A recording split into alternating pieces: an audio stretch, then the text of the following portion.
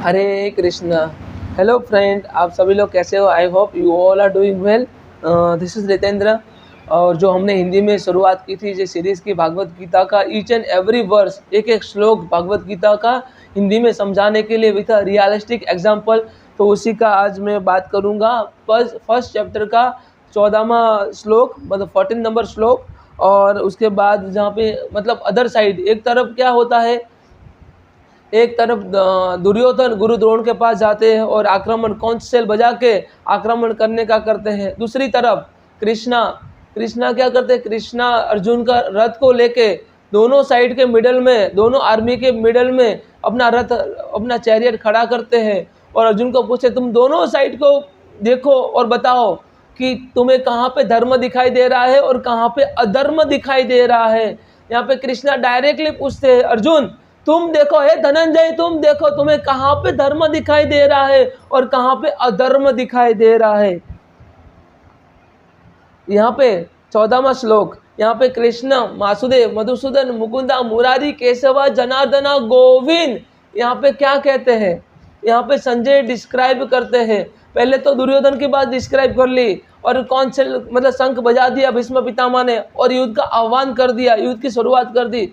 दूसरी तरफ लॉर्ड कृष्णा अपने चैरियट को ड्रॉ करके वो कहाँ पे लेके जा रहे, दोनों मतलब दोनों जो आर्मी होती है पांडव और कौरव के बीच में लेके जाते हैं। वहाँ पे लेके दोनों साइड मतलब दोनों साइड अच्छी तरह अर्जुन को दिखाई दे, दोनों साइड आर्मी को अर्जुन अच्छे से देखे।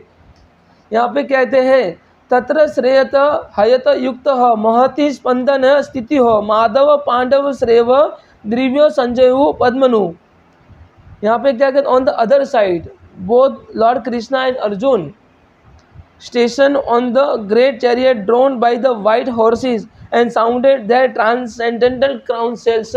उसके बाद जो शंख बजाते हुए लॉर्ड कृष्णा स्वयं परमात्मा माधव मधुसूदन मुकुंदा मुरारी केशवा जनार्दना मुरारी गोविंद और द्वारकाधीश रण छोड़ रहा है, अपने चैरियट को, अपने रथ को दोनों आर्मी के मिडल में लेके जाते हैं और वहाँ पे स्थित करते हैं और पूछते, अर्जुन तुम देखो, दोनों साइड की आर्मी को तुम देखो और बताओ तुम्हें यहाँ पे क्या देखने को मिल रहा है, तुम्हें कहाँ पे धर्म देखने को मिल रहा है और कहाँ पे अधर्म देखने को मिल रहा है। तब अर्जुन कहते हैं, माधव मुझे दोनों साइड धर्म भी दिखाई दे रहा है और दोनों साइड अधर्म भी दिखाई दे रहा है। तो लॉर्ड कृष्ण यहाँ पे कहते हैं, पार्थ तुम ना ही धर्म को जान पाए, ना ही तुम जीवन को जान पाए, ना ही तुम धर्म का महत्व समझ पाए, ना ही तुम धर्म का मर्म समझ पाए। यहाँ पे लॉर्ड कृष्ण आगे कहते हैं, और यहाँ पे क्या होता है, पंचजन्य बजा डाला। पंचजन्य, लॉर्ड कृष्णा के पास पंचजन्य शंख था और मधुसूदन मुकुंदा मुरारी ने बजा डाला। पंचजन्य ऋषिकेशो देवत धनंजय, पंचजन्य ऋषिकेशो देवता धनंजय, पांडव द्रम्भो महाशंखो भीम कर्म वृकोदर, भीम कर्म वृकोदर, वृकोदर भीम आगे आए। Lord Krishna blew his counsel Panchajanya, Arjun blew his Devadatta, Bhim the voracious eater and performer of the Herculean task and blew his terrible counsel Paundra. Paundra Bhim ने भी बजा डाला और देवदत्त था जो संघ था वो अर्जुन ने बजाया और लॉर्ड कृष्णा ने भी पंचजन्य बजा डाला। यहाँ पे ऋषिकेश, ऋषिकेश का मतलब क्या होता है, ऋषिकेश जो अपने सारी इंद्रियों को कंट्रोल कर लिया है, the controller of all the senses, that is called Rishikesh. और ऋषिकेश लॉर्ड कृष्णा का एक और नाम है। लिसन इट वेरी केयरफुली, बहुत कम लोगों को पता होगा ऋषिकेश लॉर्ड कृष्णा का नाम है। ऋषिकेश लॉर्ड शिवा का नाम नहीं है, बट लॉर्ड कृष्णा का नाम है, बट एक कॉमन टर्म है। लॉर्ड शिवा भी अपने इंद्रियों को कंट्रोल करते थे और लॉर्ड कृष्णा तो सुप्रीम कंट्रोलर तो है ही। तो आगे दोनों ने शंख बजा डाला, उसके बाद आगे क्या होता है वो देखते हैं। अनंत विजय राजा कुंती पुत्र युधिष्ठिर, अनंत विजय राजा कुंती पुत्र युधिष्ठिर, नकुल सदेव श्रह सुगोध अर्पमि पुष्पको काश्यस्य परमेश्वासस शिखंडिनी च महारथः तुष्टधूमो विराटस्य सात्विक श्रापत पराजितः द्रुपदो द्रौपद्रेयस्य सर्वस्य पृथ्वी विपतेः सौभद्रस्य महाबाहु सुहंता धन्मनु पृथक पृथकम। यहाँ पे क्या होता है, King Yudhishthira the son of Kunti blew his conch shell, और सभी लोग ने यहाँ पे जितने लोग इकट्ठा हुए थे, महाराज द्रुपद, विकर्ण, दुष्टधुम, सभी ने यहाँ पे शंख बजा डाला और युद्ध का आह्वान किया। स घोषो धृतराष्ट्रस्य हृदयानि व्यदारतयतः नभ्रस्य पृथ्वी चेव तुमुलो भयानुनादयन। यहाँ पे क्या कहते हैं, the blow the different counsel become uproarious. उसके बाद बहुत पूरी जितने सारे शंख बज गए तो क्या हुआ, पूरी पृथ्वी वाइब्रेट करने लगी। And settled the heart of the son of Dhritarashtra. उसके बाद यहाँ पे मतलब धृतराष्ट्र का जो हार्ट था, हृदय था, वो टूट गया, क्योंकि इनके पास भी बहुत बड़ी सेना थी, आर्मी थी, और उन सभी लोगों ने शंख बजा डाला। वहाँ पे तो खाली भीष्म पितामह ने शंख बजाया था, यहाँ पे सभी लोग शंख बजाने लगे। और केवल जो लॉर्ड कृष्णा ने शंख बजाया था, उसी के कारण, जो पंचजन्य शंख बजाया था लॉर्ड कृष्णा ने, उसी के कारण पूरी पृथ्वी डोल उठी, पूरा आकाश कांपने लगा। क्योंकि कृष्णा है ना, मधुसूदन है। मधुसूदन इसीलिए लॉर्ड कृष्णा को कहते हैं क्योंकि उन्होंने मधु नाम के असुर का वध किया था। मुरारी इसीलिए लॉर्ड कृष्णा को कहते हैं क्योंकि लॉर्ड कृष्णा ने मुरा नाम का असुर का वध किया था, इसीलिए मुरारी कहते हैं। और लॉर्ड कृष्णा का मतलब तो यही है, जो हमें अंधकार से निकाल के सत्य और प्रकाश की तरफ लेके जाए, जो हमें अंधकार से निकाल के सत्य और प्रकाश की तरफ लेके जाए, उसी को हम कृष्णा कहते हैं। अथ व्यवस्थितः दृष्टान धृतराष्ट्र कपिध्वजः पर्वतो शस्त्र समापाते धनुराध्य पांडवः ऋषिकेश तदा वाकमिद माह महीपते। यहाँ पे क्या होता है, the time Arjun the son of Pandu seated in the chariot and bearing the flag marked with Hanuman. उसके बाद क्या किया भगवान, मतलब अर्जुन यहाँ पे अपने रथ पे बैठ गए, जो उनका फ्लैग था, जो हनुमान का मार्ग था, वो उनकी ध्वजा पे, जो ध्वजा होती है या फ्लैग होता है, उसके ऊपर उन्होंने लगा डाला। और took off his bow and also prepared to shoot his arrow. उसके बाद अर्जुन मतलब अपना जो गांडी उठाया, उसके बाद जो बाण चलाने के लिए वो तैयार हो गए। O king, after looking at the son of the Dhritarashtra, drew his military array. Arjun then spoke the Lord Krishna's these words. उसके बाद अर्जुन और मधुसूदन का संवाद होता है। ये जो संवाद जो यहाँ से स्टार्ट होता है, जो यहाँ से जो कृष्णा यहाँ पे अर्जुन बोलते हैं, पहले तो अर्जुन ही अपनी व्यथा सुनाते हैं, उसके बाद जो माधव माइक अपने हाथ में लेके अर्जुन की जो पीड़ा है वो दूर करते हैं। वही मतलब वही सबसे बेस्ट चीज़ है, वहीं से हमें बहुत कुछ सीखने को मिलता है। जो वहाँ पे वर्ष नंबर 21 to 22 जो कृष्णा और अर्जुन के बीच में जो संवाद होता है, उसी की शुरुआत होती है। पहले अर्जुन अपनी व्यथा सुनाते, मैं युद्ध क्यों करूं, मैं जीता तो भी हारा और हारा तो भी हारा, मैं युद्ध क्यों करूं माधव, मेरे पास कोई मतलब कारण ही नहीं है।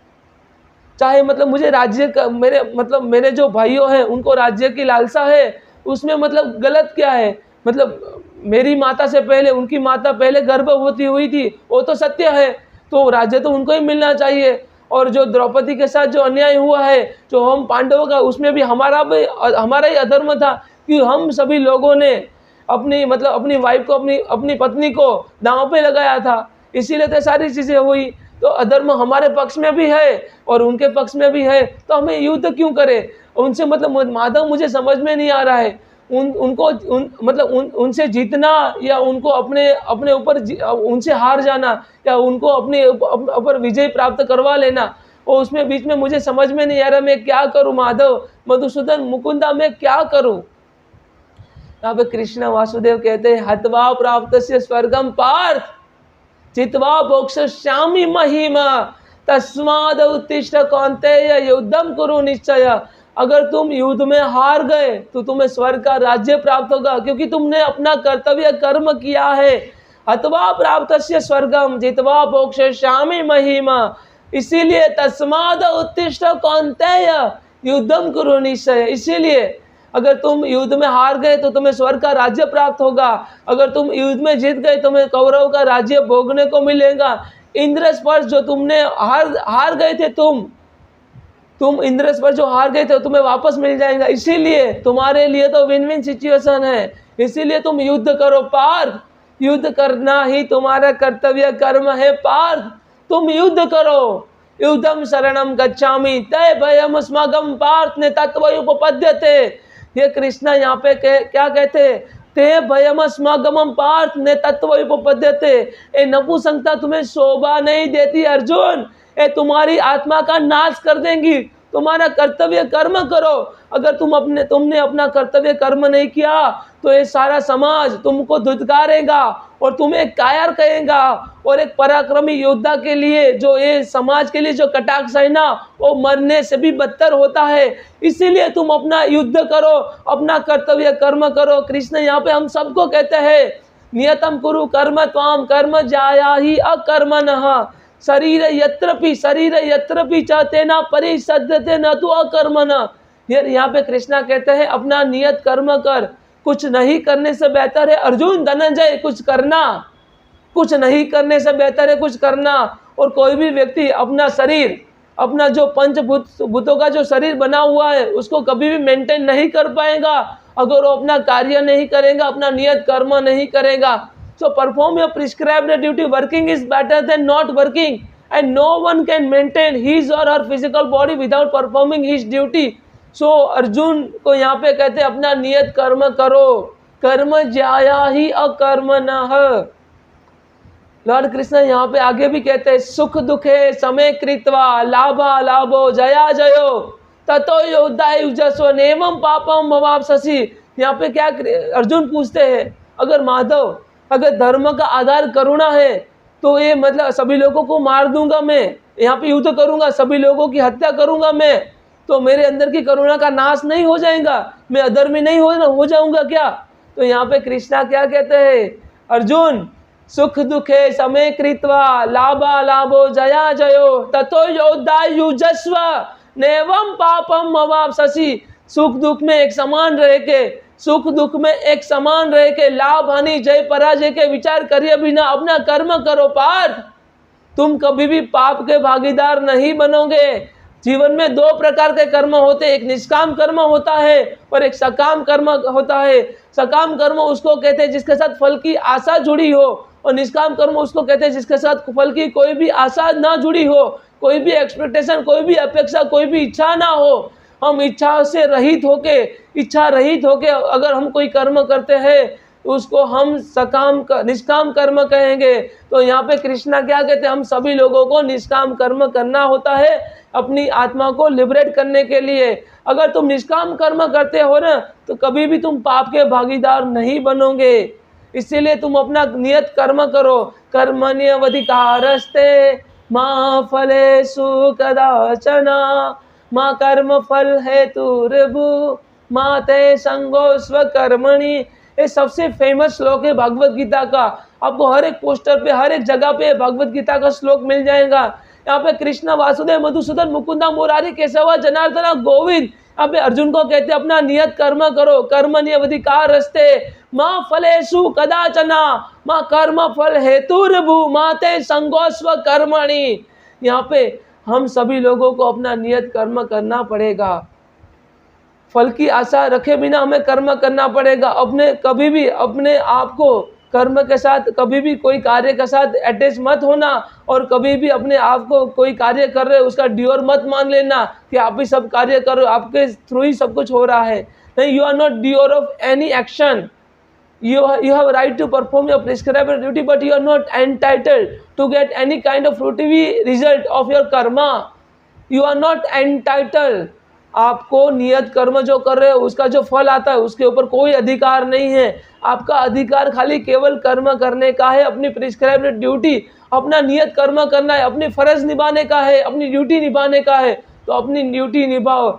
आई hope you all can understand. आपको कोई भी क्वेश्चन है, आपको कोई भी डाउट है तो आप कमेंट कर सकते हैं। Thank you so much. Hare Krishna, Radhe Radhe.